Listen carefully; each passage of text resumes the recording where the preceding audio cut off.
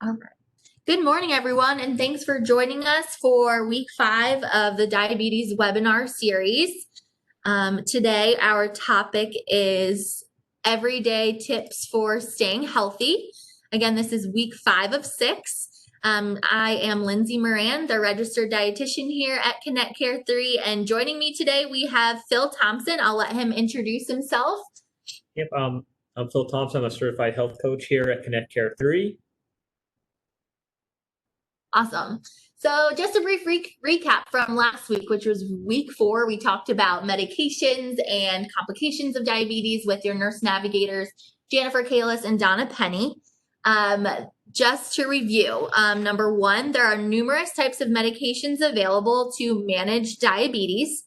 And since each medication acts differently within your body, it's very important to note that the side effects for each drug can vary greatly. So be sure to review these side effects with your doctor. Make sure if you're experiencing any that, again, your doctor is aware.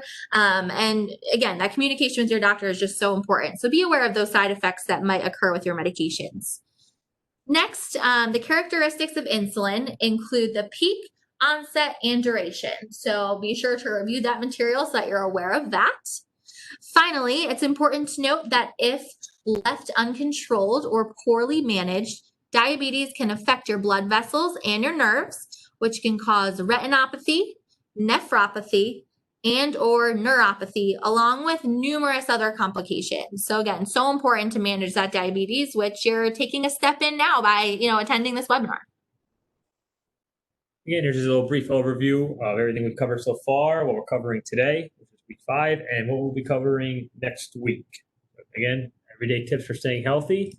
Our main objectives of the day will be to cover vitamins, the general importance of them, the best practices and best ways of getting your vitamins and minerals, and how to choose.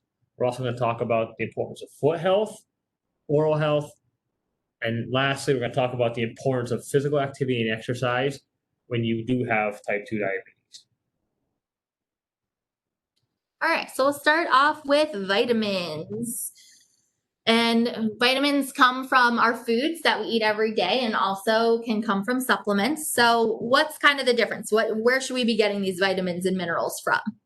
According to the 2015 Dietary Guidelines for Americans, nutrition needs should be met primarily from our foods. Individuals should aim to meet their nutrient needs through healthy eating patterns that include nutrient-dense foods, which contain essential vitamins and minerals, dietary fiber, and other naturally occurring substances that may have positive health effects. This means that it's best to get our vitamins and minerals from the foods that we eat every day rather than relying on a supplement. Eating foods with a variety of different colors, such as your fruits and vegetables, getting enough fiber from whole grains, legumes, beans, and incorporating healthy fats and lean protein sources regularly are all great ways to ensure a well-balanced diet packed with those adequate vitamins and minerals. That being said, however, there may be a need to supplement in some cases. Older adults, pregnant women, people who are food insecure, or those taking certain medications or with certain medical conditions are just a few examples of some populations who may benefit from additional vitamin and mineral supplements. Again, always consult with your doctor before beginning any new vitamin or mineral supplement, as they can do appropriate lab tests to determine what would be most beneficial and helpful to you. If a vitamin supplement is recommended, be sure to talk with your doctor about possible contraindications, the appropriate strength or dose, and the possible effectiveness of the particular supplement itself. This varies all the way from a multivitamin up to something that might be more specific. Always check with your doctor. So as Lindsay said, trying to get your vitamins and minerals from whole food is always our best approach because everything else we gain from that, all the micronutrients, phytonutrients, all that good stuff. But we understand if you need to take a vitamin and mineral. When we talk about trying to get through whole food, we want to talk about getting the most bang for your buck. You don't want to take or eat foods that might only be high in 1 or 2 vitamins and minerals. And there's lots of foods out there that are high in many of them. The 2 I chose to speak about today were, I'm sure, everyone's favorite, kale and beef liver. Again, probably not the most appetizing, but they are highly nutrient dense, meaning they have a high amount of vitamins and minerals for a very low amount of calories. Kale, for example, 100-gram portion, give you 200% of your RDI, give you 300% for vitamin A, 1,000% of your vitamin K, and additionally, it has large amounts of vitamin B6, potassium, calcium, magnesium, copper, and manganese. Beef liver is high in a lot of the B vitamins, so vitamin B12 gives you almost 200% of your daily value. In terms of vitamin B5, 6, niacin, and folate, gives you over 50% of your daily value. Vitamin B2, over 200%. Vitamin A, over 630%. And copper, over 700% of your daily value. In terms of iron, phosphorus, zinc, and selenium, can give you over 30%. That's just in a small 3.5 ounce serving of beef liver. And it's not like you have to eat that every day, but every couple of days, once or twice a week. I mean, you're kind of taking care of all those vitamins and minerals. If you do have to go more the supplement route or like a multivitamin, certain things you want to look for. The FDA does not review dietary supplement products for safety or effectiveness before they're marketed. And where the FDA kind of falls off, the United States Pharmacopoeia kind of picks up the slack and helps inform where the FDA does not. USP standards for the following quality indicators are based on laboratory testing. So what they basically do is, in terms of, say, you buy a vitamin C supplement. So they look for the identity, making sure that the product is what it claims to be. So in that vitamin C supplement, it is vitamin C. They also check for the potency. So if on the label it says there's 500 milligrams of vitamin C per tab, and make sure that it is there in the right amount in terms of potency. It also checks for purity. Is it free from impurities, contaminants, or other unwanted ingredients? For performance, will it dissolve, disintegrate, and be absorbed and used by the body so the active ingredient can be absorbed? Look for the USP verified mark on vitamins and supplements, or you can find a list of USP verified dietary supplements and more information on this link below. All right. So now we're going to talk about foot health. People with diabetes may develop many different foot problems that can potentially become quite serious if they're not addressed and taken care of early on. Foot problems typically occur when there's nerve damage or neuropathy in the foot. This may lead to symptoms such as tingling, pain, or weakness in your feet. The condition might also cause you to lose feeling in your foot, which makes it easier to injure yourself without even knowing it. This makes it very important to check your feet every day to look for potential sores, cuts, scrapes, or any openings. You may also notice skin changes such as dryness, peeling, and cracking on your feet because the nerves that control the oil and moisture are not working as they normally would. A tip is to dry your feet well after bathing and apply a thin layer of lotion or petroleum jelly to seal in the moisture.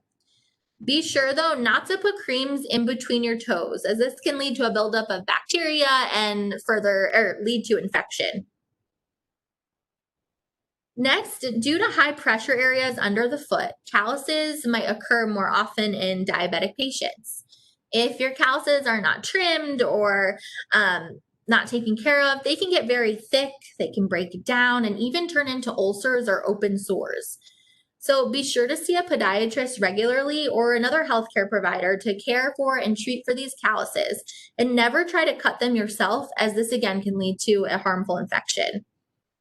You may try using a pumice stone each day, and again, applying that lotion regularly can help to keep these healthy and feeling soft.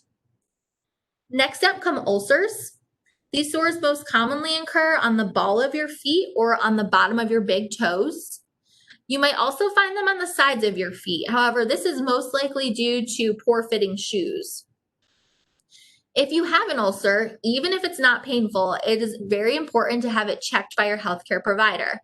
Ulcers have the potential to become infected, which can lead to serious complications and even the potential need for amputation. So be sure, again, to follow up with your healthcare provider if you do have any of these issues.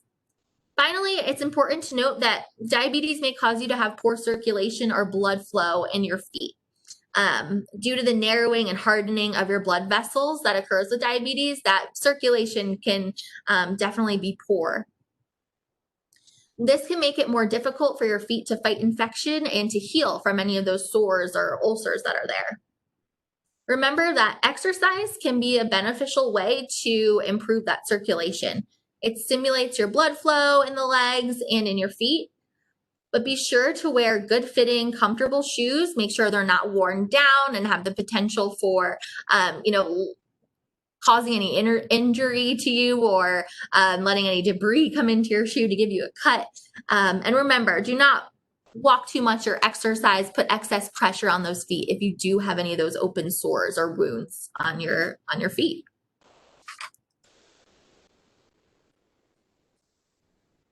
All right. So moving on, when we talk about foot health and nutrition, the importance of vitamins and minerals, like we talked about earlier in this presentation, it's important to note that there are some particular vitamins and minerals that are important to incorporate in your diet to keep those feet healthy. And as we talked about in the Nutrition Week, we can get these vitamins and minerals from a good variety of our foods, those fruits, vegetables, whole grains, lean proteins, dairy products, and healthy fats. So we've highlighted here a few important vitamins and some foods that you might find them in. Starting off with vitamin C, which is very important for wound healing, and it has some good immune boosting properties. This can be found in red pepper, strawberries, and Brussels sprouts. Moving on next to vitamin A, which is really beneficial for healthy, soft tissues and skin. This can be found in fish, your dark colored fruits, and your dark green leafy vegetables like spinach.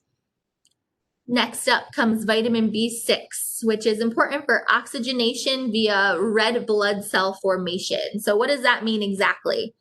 Red blood cells are circular shaped pillow-like cells in our bodies. They're made in our bone marrow, and they help to transport oxygen to the cells of your body, which, your cells desperately need that oxygen. They can't live without it. So when you're consuming a balance of all these nutrients, getting that good, those good sources of vitamins, that B6, you help the process of oxygen arriving to the tissues throughout your body, especially in your feet. So including foods like banana, bulgur, and barley are important in that oxygenation pathway for vitamin B6. Moving on next to vitamin B12. This is important for your foot nerve health and again for tissue oxygenation. And this can be found in fortified milk or non-dairy milk products. And again, most of our animal proteins. Next up comes vitamin E, important for tissue oxygenation. This can be found in avocado, seeds, and mango. You'll hear us talk about avocado a couple times. It is filled with different vitamins and minerals and can be consumed a bunch of different ways. You might choose to throw it in a smoothie to add some creaminess. You can smash it up and put it on a piece of toast and pair with an egg maybe for breakfast. Or again, mash it up into guacamole and dip your favorite vegetables in there to get even a greater variety of these vitamins and minerals. The options are endless. Next, we have folate, which works with vitamin B12 to help with tissue oxygenation, tissue growth, and cell function. This can be found in beets, lentils, and romaine lettuce. And finally, we have thiamine, which is important for our healthy nerve cells. And this can be found in quinoa, peas, and nuts. Again, a good variety of all of these foods each and every day or throughout your week is a good way to get all the vitamins that you need. Okay. Next, we'll talk about oral health. So in terms of teeth and gums, individuals with diabetes have an increased risk of infections due to less blood flow to the gums and bones that help hold our teeth. High blood sugar may cause dry mouth. What this means is less saliva means more bacteria and plaque buildup. And this plaque that builds up in our teeth is the same plaque that builds up in our arteries, leading to atherosclerosis and cardiovascular disease. We want to definitely identify dental disease. You do that by looking for red, swollen, bleeding, and or sore gums, gums that pull away from teeth or shrink, bad breath that does not go away. Prevention, some real groundbreaking stuff here: brushing and flossing twice a day, using soft bristle toothbrush, use toothpaste with fluoride. You should replace your toothbrush every 3 months. Have dental visits twice a year, and rinse with an antiseptic mouthwash daily. Now, oral health when it comes to vitamins. Again, the suggestions here, you don't have to use these suggestions for the foods, but we try to pick foods that kind of give you more bang for your buck in terms of high in several vitamins and minerals. Calcium, important for hardening the enamel and strengthening the jawbone. Our suggestions were like dairy, broccoli, and salmon. Potassium helps improve bone mineral density. So bananas, sweet potatoes, and avocados. We've heard bananas a couple times, avocados a few times already. So that's a food that will probably be a good suggestion to incorporate into your diet a couple times a week. Phosphorus helps build strong bones and teeth, found in seafood, lentils, and pork. Vitamin D helps to absorb calcium, so this allows calcium to be used more efficiently. So vitamin D is obviously very important.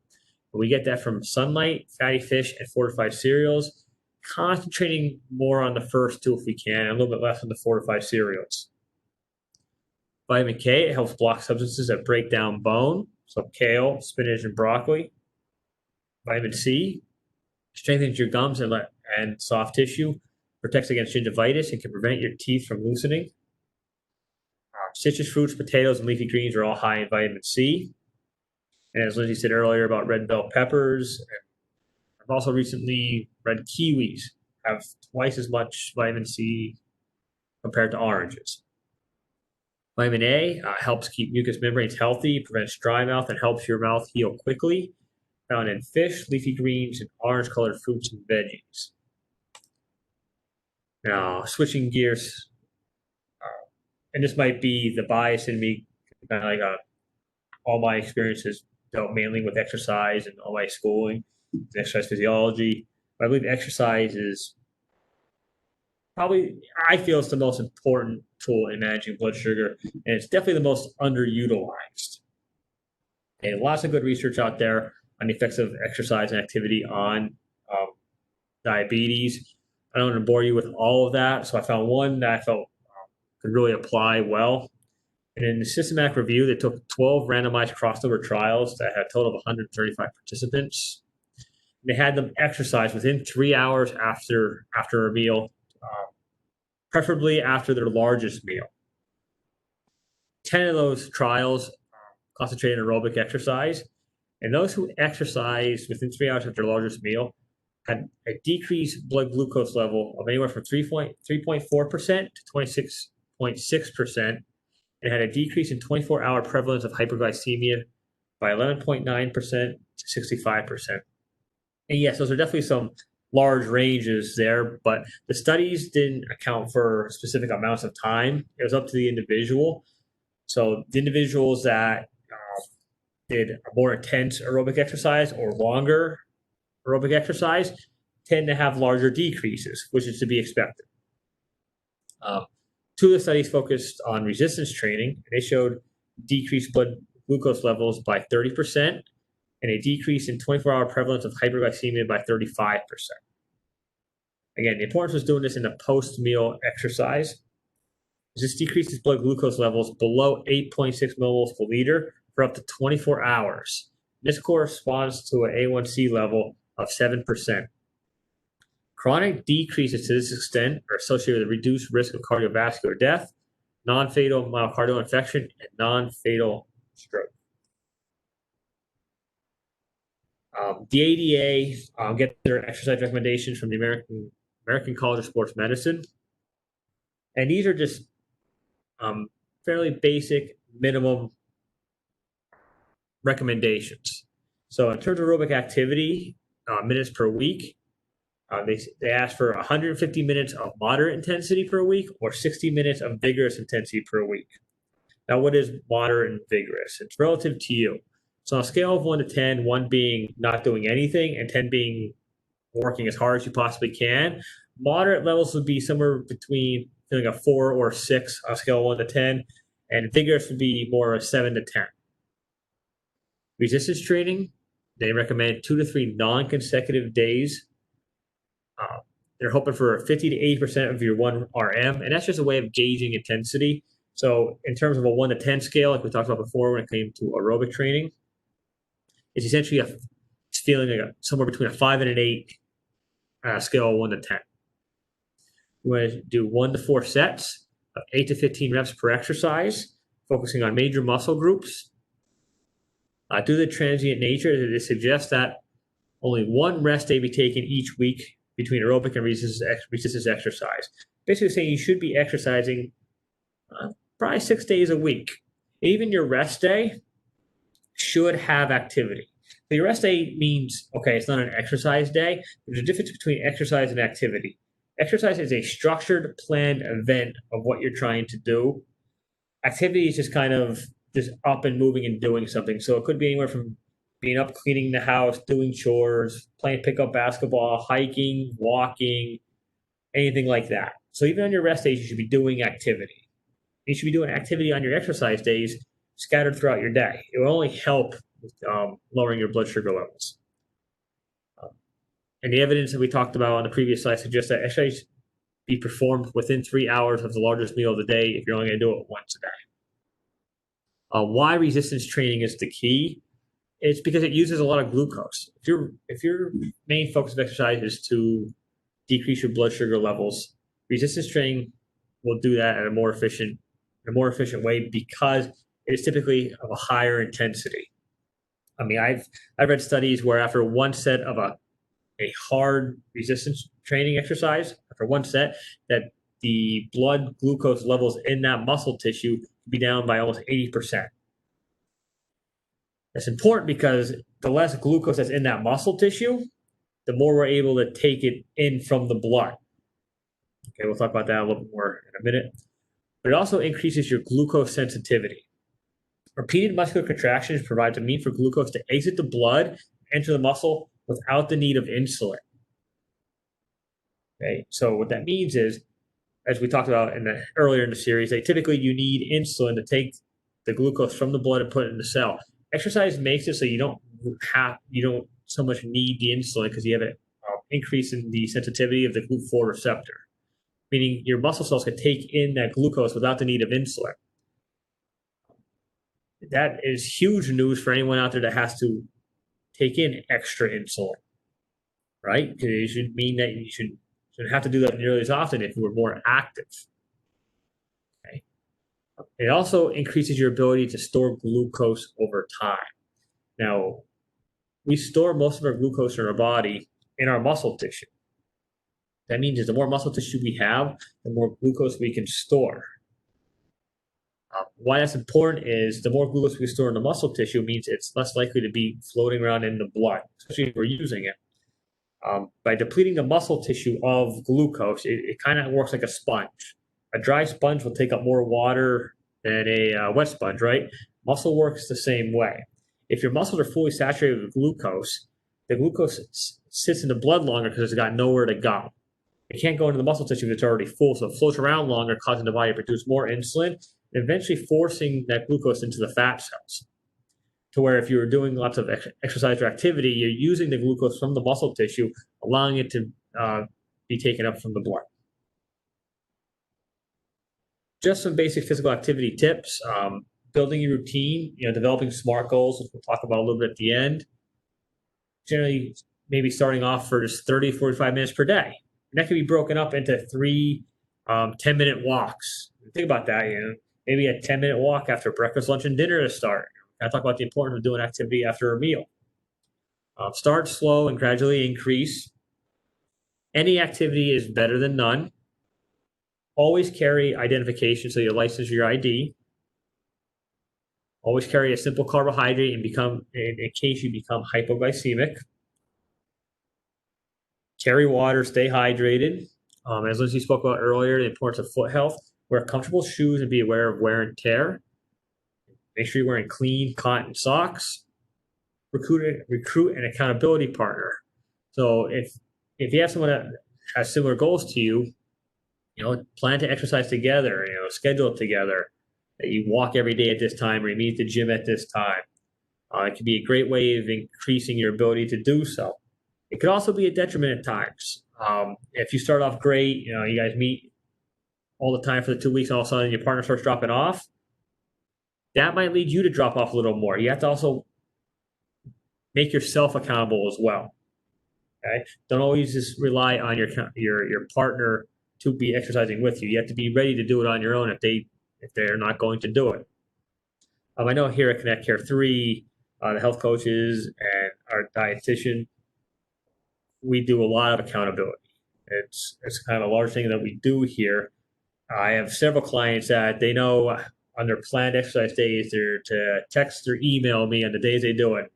I know if after a certain point in time when they exercise, if I haven't gotten that email or text yet, I typically reach out. I'm like, hey, what's going on? Did you exercise today? And they're like, oh yeah, typically I just forgot to email you, but I got it in. And if not, we talk about what happened and how to prevent that from continuing to happen. Because typically once you miss one day, it's easier to miss another and another and another. And it starts to undo that habit we developed. You also want to check your glucose before, after, and every 15 minutes during activity to make sure your level of is stable. You're not falling into that hypoglycemic state. Signs and symptoms of hypoglycemia: shaking, fast heartbeat, sweating, dizziness, anxiousness, irritability, headache, weakness/fatigue, impaired vision, hunger.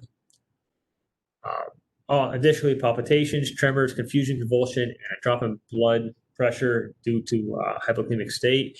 Some of those could be tricky, right? So some of those could be not due to hypoglycemia, but just from exercise in general. So fast heartbeat, sweating, possible weakness and fatigue. It can also be just from symptoms of exercising. So you want to make sure you're very conscientious of what's causing those symptoms when you are hypoglycemic. Chances are you've felt that hypoglycemic state before, so you know the signs and what to look for and how your body feels. Like, especially with the sweating, like it's usually a different type of sweating. It's usually a cold sweat when you're in a hypoglycemic state. Contraindications to exercise for clients with diabetes. So everyone with type 2 diabetes obviously may participate in exercise provided they're feeling well and are hydrated. Individuals with any type of proliferative retinopathy should be highly cautious to strenuous high-intensity activities. Individuals with peripheral neuropathy, they should avoid outdoor walking or jogging and opt for more swimming or biking. If the individual has acute illness, infection, or fever, or evidence of any underlying cardiovascular disease that has not been medically evaluated, you should probably put off exercise. And the development of SMART goals.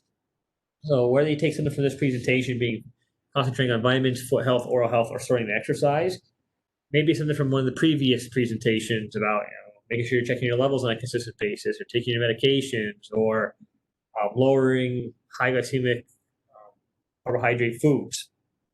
You want to make SMART goals, which means specific, measurable, attainable, relevant, and timely. Thank you so much, Phil. And thanks to all of you again for taking time out of your day to join us. Please join us next week for our week 6, the final week of this series. Next week, again, you'll have myself and Phil joining you to go through a virtual grocery store tour and more information about adopting a healthy lifestyle. So we're going to be going through the aisles of the grocery store, so to speak, picking out some healthy foods that you might be that you might want to try, and giving you some more tips. And again, if you'd like to enroll in the chronic disease management program, it's just a phone call or email away. The process involves speaking with a patient advocate to enroll. Once you speak to them, they'll send over a consent form. And once you complete that, the patient advocate will contact one of us and we will reach out to you within 24 hours. If you miss any of our webinar sessions, please feel free to email Amanda Crystal to access a recording. Her email can also be found on this slide here. Thanks again for taking your time out of your day. We really appreciate it, and we look forward to seeing you again next week. Have a great day.